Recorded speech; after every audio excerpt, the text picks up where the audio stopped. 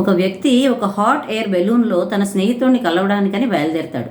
అయితే మార్గ మధ్యంలో అతను దారి తప్పిపోతాడు. దాంతో అతను కిందికి చూసి గట్టిగా అరుస్తూ, ఎవరైనా చెప్పగలరా నేను ఇప్పుడు ఎక్కడున్నాను అని? నేను నా స్నేహితుడిని కలవడానికి బయలుదేరాను, అర్జెంటుగా అరగంటలో అక్కడ ఉండాలి, కానీ ఎక్కడున్నానో అర్థం కావటం లేదు అని బిగ్గరగా అరుస్తూ ఉంటాడు. అయితే అటుగా కిందిగా వెళ్తున్నటువంటి ఒక స్త్రీ అది చూసి అతనితో అంటుంది, నువ్వు భూమికి 30 అడుగుల ఎత్తులో ఉన్నావు, 40 డిగ్రీల ఉత్తర అక్షాంశం మరియు 60 డిగ్రీలటువంటి పశ్చిమ రేఖాంశంలో ఉన్నావు అని చెప్తుంది. దానికి అతను అంటాడు, నువ్వు ఒక ఇంజనీర్వా అని.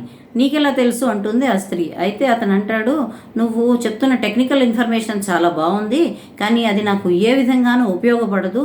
నీ వల్ల నాకు ఉపయోగం కంటే టైం వేస్టే ఎక్కువగా ఉంది. నా టైంని వేస్ట్ చేసావు, నేను అసలే త్వరగా వెళ్ళాలి అని ఆమెని కోప్పడతాడు. దానికి ఆమె అంటుంది, నువ్వు ఒక సీనియర్ మేనేజర్వి కదా అని.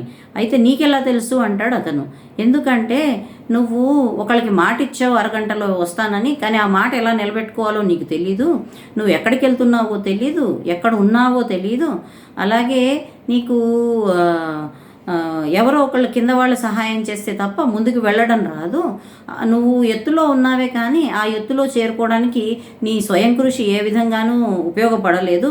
కేవలం ఆ బెలూన్లో ఉన్నటువంటి వేడి ఆవిరే నిన్ను పైకి తీసుకెళ్ళింది తప్ప నీ సొంత తెలివి కాదది. కాబట్టి నువ్వు సీనియర్ మేనేజర్ అని నాకు అర్థమైంది అని అంటుంది.